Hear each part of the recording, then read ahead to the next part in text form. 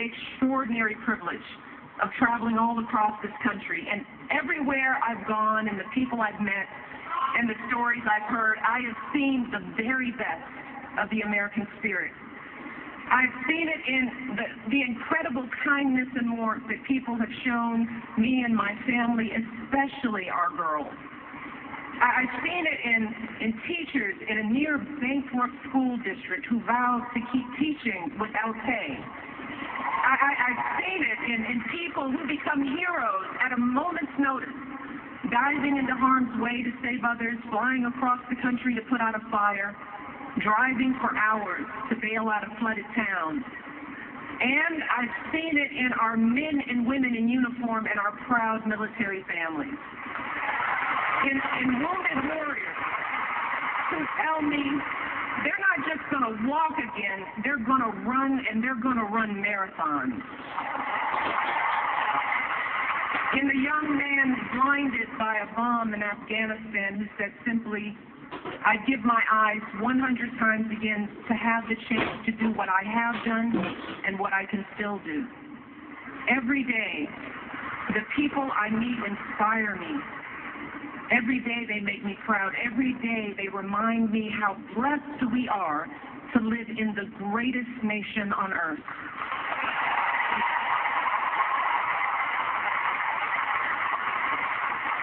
Serving as your First Lady is an honor and a privilege. But back when we first came together 4 years ago, I still had some concerns about this journey we've begun. While I believed deeply in my husband's vision for this country, and I was certain he would make an extraordinary president, like any mother, I was worried about what it would mean for our girls if he got that chance. And how will we keep them grounded under the glare of the national spotlight? How would they feel being uprooted from their school, their friends, and the only home they'd ever known? See, our life before moving to Washington was filled with simple joys. Saturdays at soccer games, Sundays at Grandma's house, and a date night for Barack and me was either dinner or a movie, because as an exhausted mom, I couldn't stay awake for both. And the truth is, I loved the life we had built for our girls. And I deeply loved the man I had built that life with. And I didn't want that to change if he became president. I loved Barack just the way he was. You see, even back then, when Barack was a senator and a presidential candidate, to me, he was still the guy who picked me up for our dates in a car that was so rusted out. I could actually see the pavement going by in a hole in the passenger side door. He was the guy whose proudest possession was a coffee table he found in a dumpster. And his only pair of decent shoes was a half size too small. But see, when Barack started telling me about his family, see, now that's when I knew I had found a kindred spirit, someone whose values and upbringing were so much like mine. You see, Barack and I were both raised by families who didn't have much in the way of money or material possessions, but who had given us something far more valuable: their unconditional love, their unflinching sacrifice, and the chance to go places they had never imagined for themselves. My father was a pump operator at the city water plant, and he was diagnosed with multiple sclerosis when my brother and I were young. And even as a kid, I knew there were plenty of days when he was in pain. And I knew there were plenty of mornings when it was a struggle for him to simply get out of bed. But every morning, I watched my father wake up with a smile, grab his walker, prop himself up against the bathroom sink, and slowly shave and button his uniform. And when he returned home after a long day's work, my brother and I would stand at the top of the stairs of our little apartment, patiently waiting to greet him, watching as he reached down to lift one leg and then the other to slowly climb his way into our arms. But despite these challenges, my dad hardly ever missed a day of work. He and my mom were determined to give me and my brother the kind of education they could only dream of. And when my brother and I finally made it to college, nearly all of our tuition came from student loans and grants, but my dad still had to pay a tiny portion of that tuition himself. And every semester he was determined to pay that bill right on time, even taking out loans when he fell short. He was so proud to be sending his kids to college, and he made sure we never missed a registration deadline because his check was late. You see, for my dad, that's what it meant to be a man. Like so many of us. That was the measure of his success in life. Being able to earn a decent living that allowed him to support his family. And as I got to know Barack, I realized that even though he had grown up all the way across the country, he'd been brought up just like me. Barack was raised by a single mom who struggled to pay the bills and by grandparents who stepped in when she needed help. Barack's grandmother started out as a secretary at a community bank, and she moved quickly up the ranks, but like so many women, she hit a glass ceiling.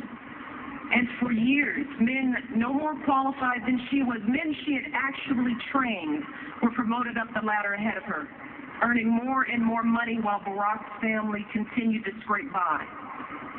But day after day, she kept on waking up at dawn to catch the bus, arriving at work before anyone else, giving her best without complaint or regret. And she would often tell Barack, so long as you kids do well there, that's all that really matters. Like so many American families, our families weren't asking for much. They didn't begrudge anyone else's success or care that others had much more than they did. In fact, they admired it. They simply believed in that fundamental American promise that even if you don't start out with much, if you work hard and do what you're supposed to do, you should be able to build a decent life for yourself and an even better life for your kids and grandkids. That's how they raised us. That's what we learned from their example. We learned about dignity and decency, that how hard you work matters more than how much you make, that helping others means more than just getting ahead yourself. We learned about honesty and integrity, that the truth matters, that you don't take shortcuts or play by your own set of rules.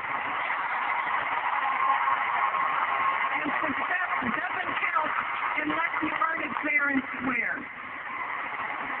We learned about gratitude and humility, that so many people had a hand in our success, from the teachers who inspired us to the janitors who kept our school clean. And we were taught to value everyone's contribution and treat everyone with respect. Those are the values that Barack and I and so many of you are trying to pass on to our own children. That's who we are. And standing before you 4 years ago, I knew that I didn't want any of that to change if Barack became president. Well, today, after so many struggles and triumphs and moments that have tested my husband in ways I never could have imagined, I have seen firsthand that being president doesn't change who you are. No, it reveals who you are.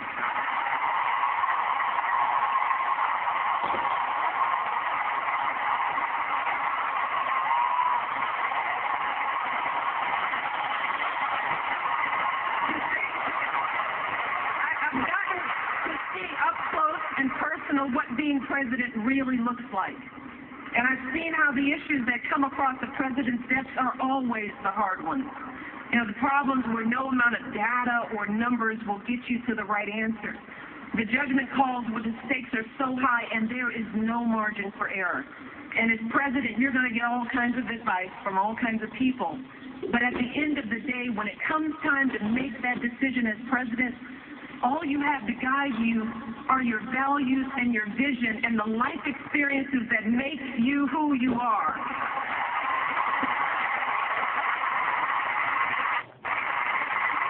So when it comes to rebuilding our economy, Barack is thinking about folks like my dad and like his grandmother.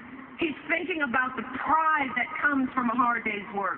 That's why he signed the Lilly Ledbetter Fair Pay Act to help women get equal pay for equal work. That's why he cut taxes for working families and small businesses and fought to get the auto industry back on its feet. That's how he brought our economy from the brink of collapse to creating jobs again. Jobs you can raise a family on. Good jobs. Right here in the United States of America.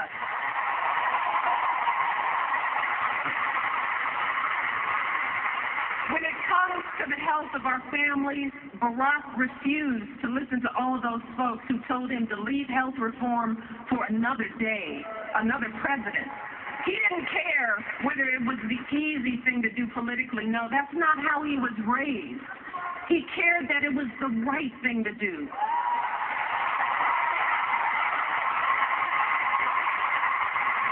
He did it because he believes that here in America, our grandparents should be able to afford their medicine. Our kids should be able to see a doctor when they're sick. And no one in this country should ever go broke because of an accident or an illness.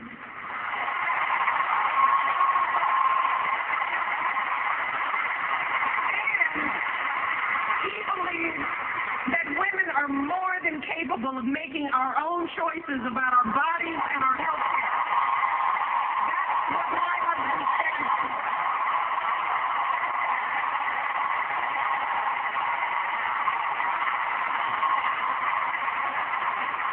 When it comes to giving our kids the education they deserve, Barack knows that, like me and like so many of you, he never could have attended college without financial aid.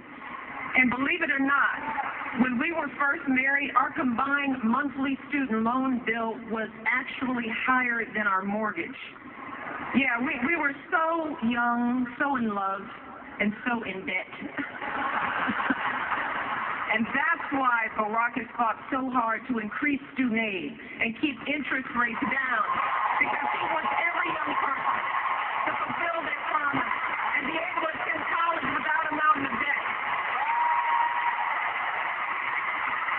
So in the end, for Barack, these issues aren't political. They're personal, because Barack knows what it means when a family struggles. He knows what it means to want something more for your kids and grandkids. Barack knows the American dream because he's lived it. And he wants everyone in this country, everyone, to have the same opportunity no matter who we are or where we're from or what we look like or who we love.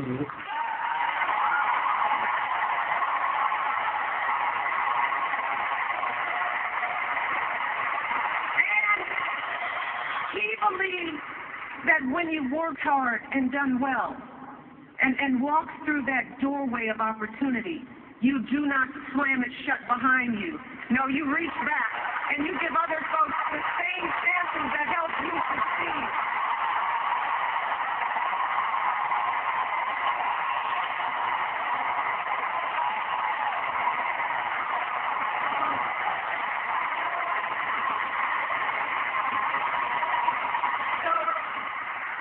When people ask me whether being in the White House has changed my husband, I can honestly say that when it comes to his character and his convictions and his heart, Barack Obama is still the same man I fell in love with all those years ago. Yeah. He's the same man who started his career by turning down high-paying jobs and instead working in struggling neighborhoods where a steel plant had shut down, fighting to rebuild those communities and get folks back to work. Because for Barack, success isn't about how much money you make. It's about the difference you make in people's lives.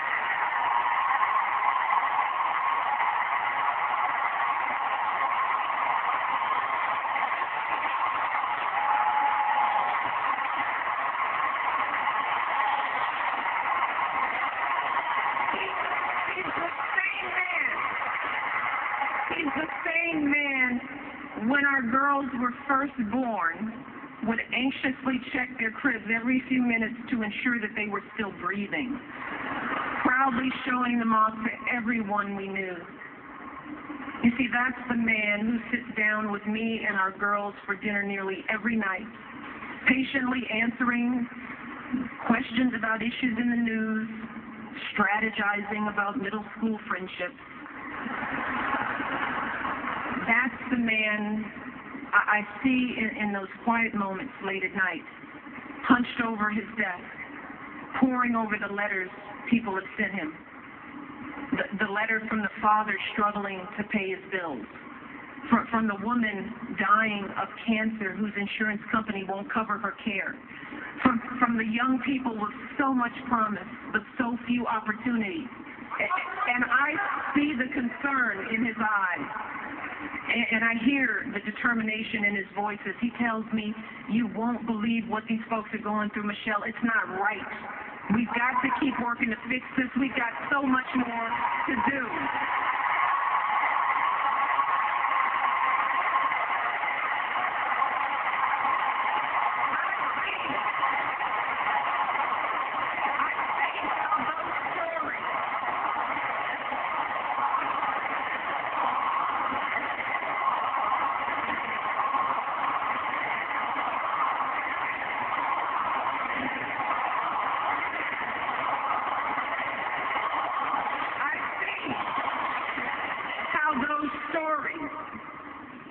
Our collection of struggles and hopes and dreams.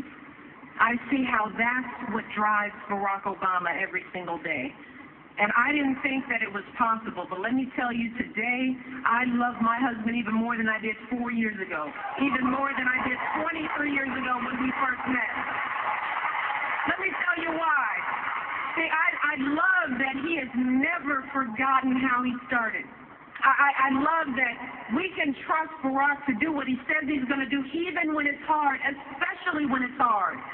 Yeah, I love that for Barack, there is no such thing as us and them. He doesn't care whether you're a Democrat or Republican or none of the above. He knows that we all love our country.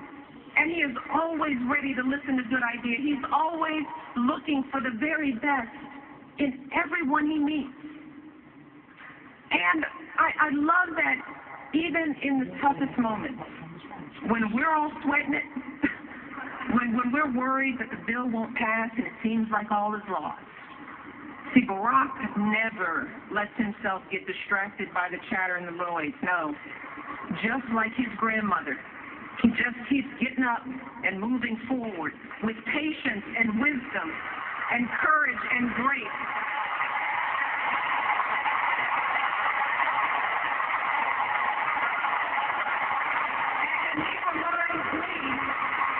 He reminds me that we are playing a long game here, and that change is hard, and change is slow, and it never happens all at once, but eventually we get there. We always do. We get there because of folks like my dad, folks like Barack's grandmother, men and women who said to themselves, I may not have a chance to fulfill my dreams, but maybe my children will. Maybe my grandchildren will. See, so many of us stand here tonight because of their sacrifice and longing and steadfast love.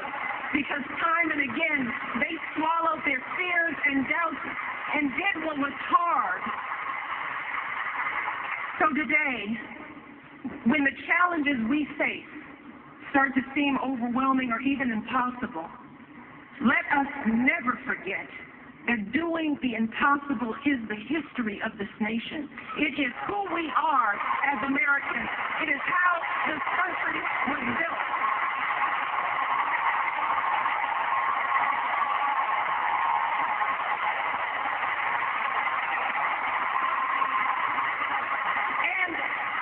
And if our parents and grandparents could toil and struggle for us, you know, if they could raise beams of steel to the sky, send a man to the moon, connect the world with a touch of a button, then surely we can keep on sacrificing and building for our own kids and grandkids, right?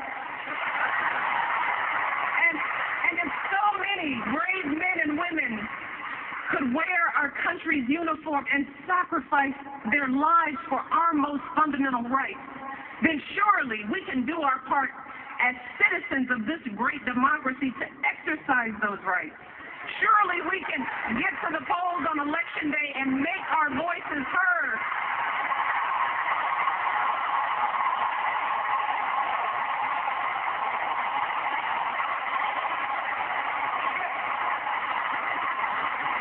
If farmers and blacksmiths could win independence from an empire, if immigrants could leave behind everything they knew for a better life on our shores, if women could be dragged to jail for seeking the vote, if a generation could defeat a depression and define greatness for all time, if a young preacher could lift us to the mountaintop with his righteous praise, and if proud Americans can be who they are and boldly stand at the altar with who they love, then surely we can give everyone in this country a fair chance at that great American dream.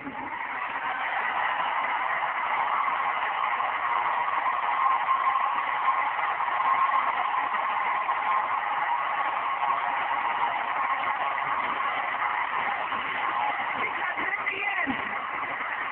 in the end, more than anything else, that is the story of this country.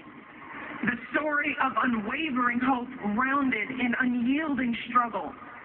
That is what has made my story and Barack's story and so many other American stories possible. And let me tell you something. I say all of this tonight, not just as First Lady, no. Not just as a wife. You see, at the end of the day, my most important title is still Mom-in-Chief.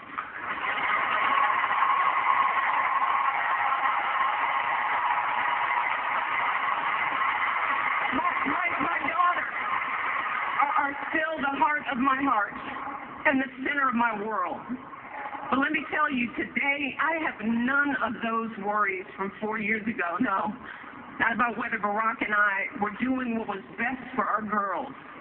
Because today, I know from experience that if I truly want to leave a better world for my daughters and for all of our sons and daughters, if we want to give all of our children a foundation for their dreams and opportunities worthy of their promise, if we want to give them that sense of limitless possibility, that belief that here in America there is always something better out there if you're willing to work for it, then we must work like never before. And we must once again come together and stand together for the man we can trust to keep moving this great country forward.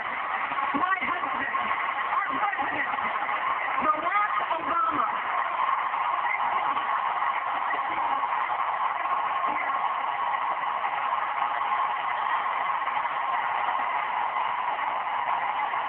And expressing this giant and enthusiastic crowd for